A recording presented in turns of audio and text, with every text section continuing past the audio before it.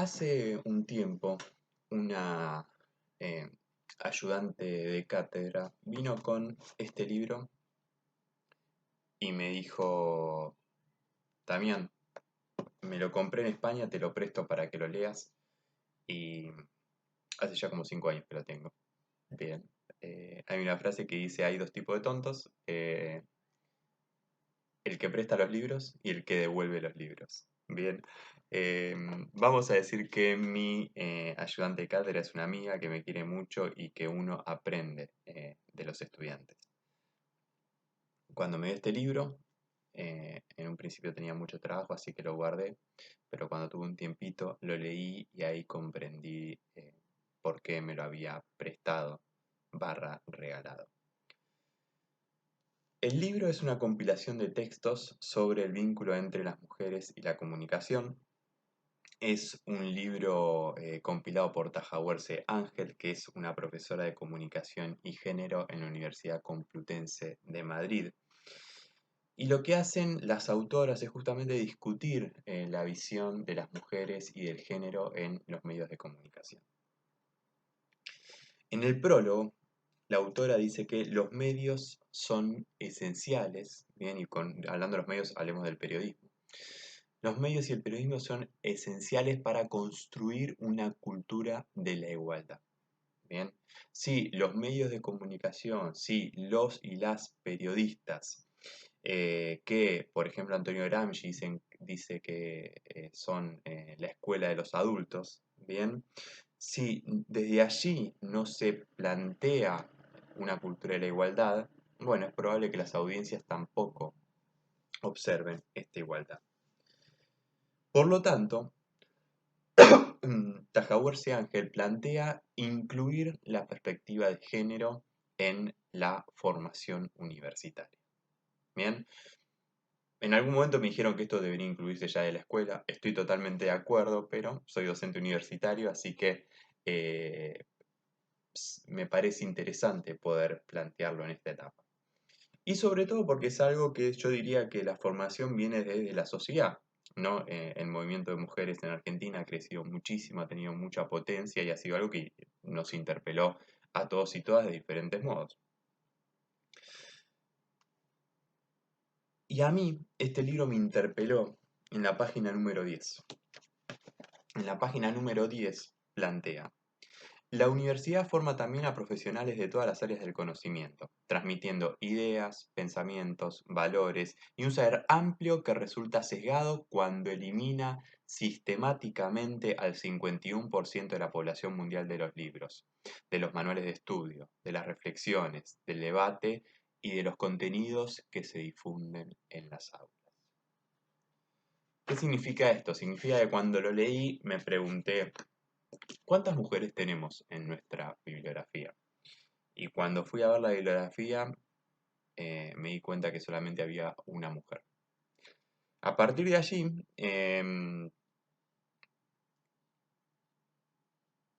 comencé a, cada vez, ¿no? Al comienzo de año, cuando hay que armar el programa, comencé a incluir mujeres. Más mujeres. Bien, y diría con esfuerzo, lo cual creo que queda mal, pero es también en parte la realidad. Llegamos a un 30%, un 25-30%, ¿sí? Em, y está mal que sea con esfuerzo, pero también es la realidad porque la ciencia, porque la academia, al igual que muchos otros ámbitos de la sociedad, eh, tiene aún todavía las lógicas del patriarcado.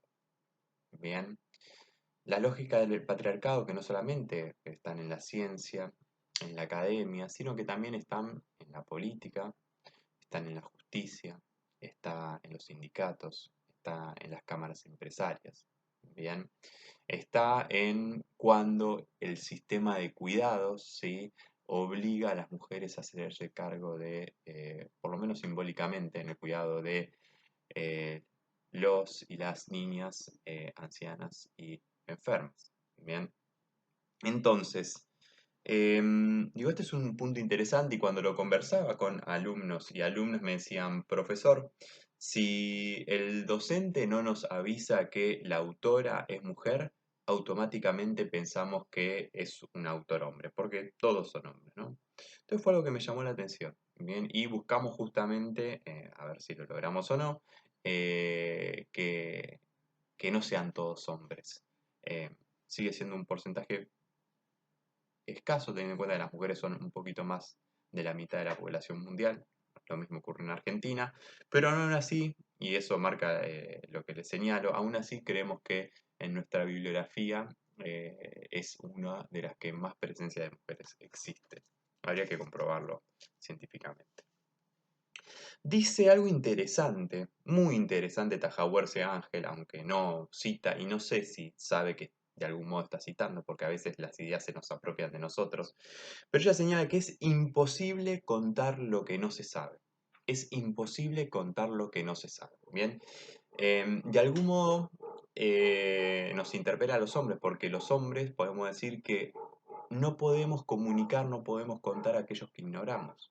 Bien, nosotros no sufrimos la violencia simbólica y no, o física de los sistemas patriarcales.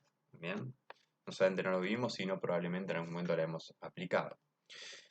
Y ella, no sé si se da cuenta, creo que no, pero está citando palabras que dijo Wittgenstein, sí, en la primera mitad del siglo XX, en un libro que se titula el Tractatus Logicus Philosophicus.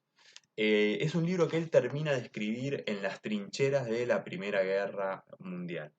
Y él dice algo que a mí me parece em, encantador, epistemológicamente y lógicamente, porque fíjense que es un libro que él escribe aplicando a la lógica, bien, y va numerando. Es un bodrio leerlo, es un bodrio leerlo, la verdad. Yo lo leí en un verano, me recuerdo leyéndolo en la pileta. Em, y eso para que vean el nivel de nerdismo que manejo. Eh, pero tiene una frase que es fenomenal, o al menos a mí me encantó, me encantó. No es una frase, sino les voy a hacer un salteadito. Dice, los límites de mi lenguaje significan los límites de mi mundo. Los límites de mi lenguaje significan los límites de mi mundo. No podemos, por consiguiente, decir en lógica, en el mundo hay esto y aquello no. Y atención, lo que no podemos pensar, no lo podemos pensar. Así pues, tampoco podemos decir lo que no podemos pensar. Tampoco podemos decir lo que no podemos pensar. ¿Sí? Si no lo pienso, no lo conozco, y si no lo conozco, no lo puedo decir. Que el mundo es mi mundo se muestra en que los límites del lenguaje que solo yo entiendo, significan los límites de mi mundo. Yo soy mi mundo. ¿Bien? ¿Qué significa esto? Y esto para mí es fundamental entenderlo en línea con un autor como Hanson y lo que plantea sobre la observación. ¿Sí? Que lo que yo diga, mi lenguaje, lo que yo cuente va a depender de lo que yo conozca, del mundo que yo, como yo lo conozco. Bien, por lo tanto, y por eso lo planteo y hago el vínculo con los comunicadores hombres, hay cosas que ignoramos, del mismo modo que las mujeres ignoran cosas que vivimos los hombres, y entonces como lo ignoramos, no lo podemos contar. Bien, como no sufrimos, en este caso, la lógica patriarcal, no podemos contar y explicar, por ejemplo, el miedo de ir caminando por la noche. O tal vez sí lo podemos contar los hombres desde el miedo a que nos roben, pero no desde el miedo a que nos violen. ¿Sí? Porque no ocurre que en la calle se violen a hombres como si ocurre que sí se violen a mujeres. Bien. Señala Tajahuerce Ángel que hablar de estos temas generan una resistencia en el alumnado. Bien, que son temas que incomodan. Eso me parece bastante interesante, pensar temas que incomodan. ¿Sí? Efectivamente les diría que sí, que en algún momento me ha sucedido. Les diría también que este texto lo estoy dando más o menos desde, no sé, más o menos 2016, 2015, 2016. y efectivamente también he visto cómo generan más resistencias en años anteriores, o sea, cada vez generan menos resistencias, ¿sí?